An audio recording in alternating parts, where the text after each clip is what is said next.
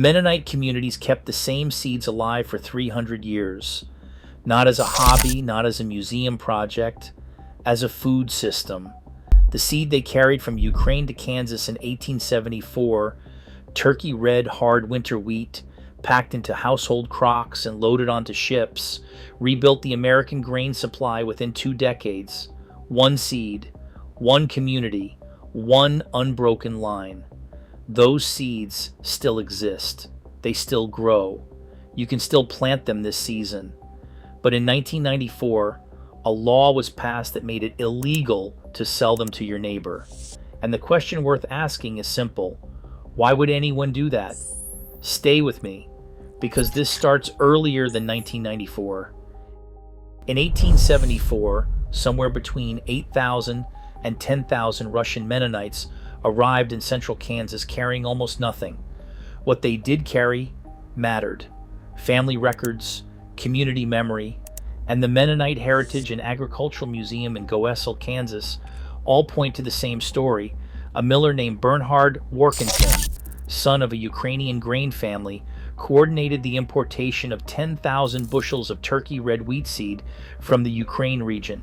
Not a government program, not a land-grant university initiative, a Mennonite miller and a farming community who knew exactly what soil they were walking into and exactly what seed it needed. By 1900, turkey red had spread across the Great Plains, and Kansas had become what agricultural historians still call the breadbasket of the world. The Mennonite Heritage and Agricultural Museum built a permanent exhibit around this story, the Turkey Red Wheat Palace, constructed in 1974 for the centennial. That's not legend. That's a building. That's a place you can walk into right now.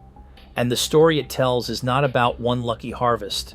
It is about a seed-saving system so intact, so deliberately maintained, that it survived migration across 2 continents and still fed a nation on the other side. Here's the part nobody tells you. That system did not end in 1874. It kept going. In 1985, 2 men, Lee Stoltzfus and Stephen Miller, started a project at the Landis Valley Village and Farm Museum in Lancaster County, Pennsylvania. They were not academics. They were not seed company researchers. They went to neighboring Amish and Mennonite families and asked a simple question. What are you growing? What they found changed everything they expected to find. Over 200 cultivars, varieties with names like speckled lettuce, lazy wife bean, mammoth German gold tomato. None of them cataloged by any major seed institution. None of them in any commercial database. All of them still alive, growing in kitchen gardens and field plots the same way they had been grown for generations. These were not museum pieces. These were lunch. Families had been saving these seeds every year, selecting the best specimens, drying them through the winter, and replanting them in spring. The same basic loop unbroken, going back further than anyone had bothered to document. The project published its findings in the 1997 Heirloom Seed Reference Guide, tracking specific varieties that had traveled with Mennonite families from Lancaster County to Ontario in the early 1800s and returned decades later through community exchange. This is where you need to understand something about how these seeds actually work. Open-pollinated seeds breed true. You save them, you plant them, they come back. Not randomly, not approximately, true. And here's the part that makes this different from anything you can buy at a garden center. Each generation that survives in your soil becomes slightly more adapted to your specific conditions. Your climate, your frost dates, your rainfall patterns. That process takes decades. It cannot be rushed and it cannot be purchased. Hybrid seed, the kind sold commercially since the mid-20th century, does not do this. The first generation performs well. Save those seeds and replant them, and you get something unpredictable. The performance collapses, so you buy new seed every year, not because a law requires it, because the biology forces it. Mennonite farmers understood this distinction 300 years before it became a product strategy. In 1932, a Pennsylvania Dutch man named H. Ralph Weaver began quietly collecting heirloom seeds from families in his community. He kept collecting for decades. When he died, The collection sat frozen in a chest. His grandson, William Woys Weaver, a food historian and seed keeper, found it and spent the following decades building it into what is now the Roughwood Seed Collection, one of the largest private heirloom seed collections in the United States. Varieties traced directly to Mennonite and Pennsylvania German farm families, seeds that cross the Atlantic and then cross generations without breaking. Seed Savers Exchange, the National Heritage Seed Network, explicitly names Mennonite and Amish families as primary source communities for its earliest documented varieties. This was not a fringe movement. It was a distributed, multi-generational living archive. It was maintained not by institutions, but by people who understood that the seed was the farm, and the farm was the community, and the community was everything. And then came 1994. In 1994, a specific provision of the Plant Variety Protection Act was removed. One provision: the right to sell saved seed to your neighbor. An Iowa farm family named Winterboer had been selling saved soybean seed to other farmers, the same practice that had defined agricultural communities for centuries. The seed industry sued. The case went to the United States Supreme Court, Asgrow Seed Company versus Winterboer, 1995. The court ruled against the Winterboers. That case did not just end one farm family's practice. It ended a 300-year tradition of neighbors feeding neighbors with seeds they had grown themselves. And the timing was not a coincidence. The 1994 law had a formal name and a formal justification. Plant Variety Protection Act Amendments of 1994, Public Law 103349, signed October 6, 1994. If you pull it up on congress.gov right now, the stated purpose is printed clearly in the bill title: to make United States seed law consistent with the International Convention for the Protection of New Varieties of Plants. That convention is called UPOV. The 1991 revision of UPOV is the one that matters. And what that revision did, quietly, inside the language of an international treaty most farmers had never heard of, was downgrade the farmer's right to save and sell seed from an assumed freedom to an optional exception, something each member country could choose to keep or remove. The United States chose to remove it. The organization that backed the amendment was the American Seed Trade Association, not a government agency, a trade group representing the commercial seed breeding industry. The companies that sold seed for a living had a direct financial interest in eliminating the one practice that let farmers opt out of buying from them. And the mechanism they used was not a headline. It was not a debate. It was treaty compliance. It was bureaucratic alignment with an international convention most people in American agriculture never saw coming. This is the part that should make you pause. Not because it was secret, because it was the opposite of secret. It was filed, signed, published, and entered into the public record, and almost nobody noticed. This is where it gets sharper. The Plant Variety Protection Act amendment was one track. There was a second track running alongside it, and that one went further. Utility patents, not breeder certificates, not variety protections, full utility patents on seeds, on plant traits, on genetic material. In 2001, the Supreme Court ruled in JEM Ag Supply versus Pioneer Hybrid that utility patents on seeds were valid and carried no seed-saving exemption of any kind. None. Not for research, not for replanting, not for anything. Then in 2013, the court went unanimous. Bowman versus Monsanto.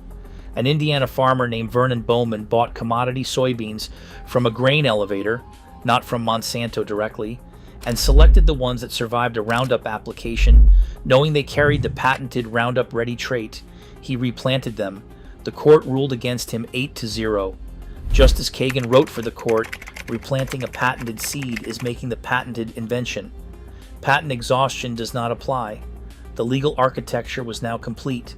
The Plant Variety Protection Act removed the right to sell saved seed of protected varieties. Utility patents removed the right to save it at all. Two tracks, two mechanisms, both pointing in the same direction. Here is the asymmetry that the whole story turns on. The seeds Mennonite families were keeping, turkey red wheat, speckled lettuce, lazy wife bean, mammoth German gold tomato, Mennonite sorghum, all of it, are open-pollinated heirloom varieties. Public domain. They have been public domain for longer than the United States has existed. Neither the Plant Variety Protection Act amendment nor utility patent law touches them. Fully legal to save, fully legal to share, fully legal to sell. But the legal noise was loud enough that the entire concept of seed saving started to feel dangerous. Fringe, possibly illegal. The cultural effect was real even when the legal reach was not.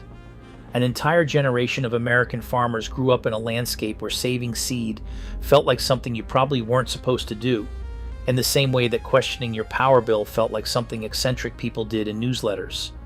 Now go back to Gosel, Kansas. The turkey red wheat that Bernhard Werkentine carried across the ocean in 1874 never stopped growing. It was never patented, it was never enclosed.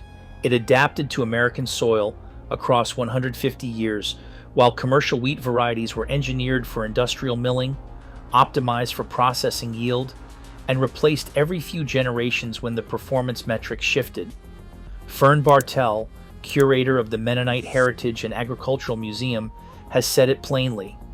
Turkey red is the genetic grandfather of modern Kansas hard red winter wheat. The entire commercial wheat industry in the central United States is built on a foundation that Mennonite families carried in crocks. And then the industry spent the following century building a legal and commercial system designed to make that foundation irrelevant. The foundation is still there. That is the thing they did not account for. Turkey red is available right now through Heritage Seed Networks, open-pollinated, untouched by patent law. You can grow it this season. The Open Source Seed Initiative, founded in 2012 at the University of Wisconsin-Madison, maintains a pledge built around exactly this principle. You have the freedom to use these seeds in any way you choose, and in return you pledge not to restrict others' use. Seed Savers Exchange holds over 13,000 heirloom varieties, many of them sourced directly from Mennonite and Amish families. The Landis Valley Seed Project is still operating, still documenting, still distributing. The Mennonite system is not a museum exhibit. It never was. A quarter-acre garden running on open-pollinated seed costs almost nothing to sustain once you understand the loop. Save the best specimens, dry them through winter, replant in spring, each generation slightly more yours than the last. No contract, no renewal fee, no annual purchase, no permission required. Knowledge is the entire system, and the knowledge has been sitting in plain sight in a seed guide published in 1997 and a wheat museum in Kansas and kitchen gardens across Lancaster County in Ontario for longer than most of the laws designed to obscure it have existed. The Mennonites didn't fight the system. They didn't argue with it. They didn't file briefs or organize campaigns or write op-eds. They just kept saving seeds every year, the same way, quietly, precisely. And when the legal architecture finally finished building itself up around the concept of seed ownership, the open-pollinated heirloom lines were still outside it, still growing, still free. The seeds were there before the system. They are still there after it. If you could start this season, one crop, save seed, planted in your own ground, what would it be? Drop it in the comments. The answers always surprise me. Next video, there is a water system that Mennonite communities in Mexico built during a decade-long drought. It includes cisterns, catchment design, and gravity-fed distribution. That infrastructure made them independent of municipal water entirely. The state said it violated water law. The community didn't stop building. That story is next, and it goes further than you expect.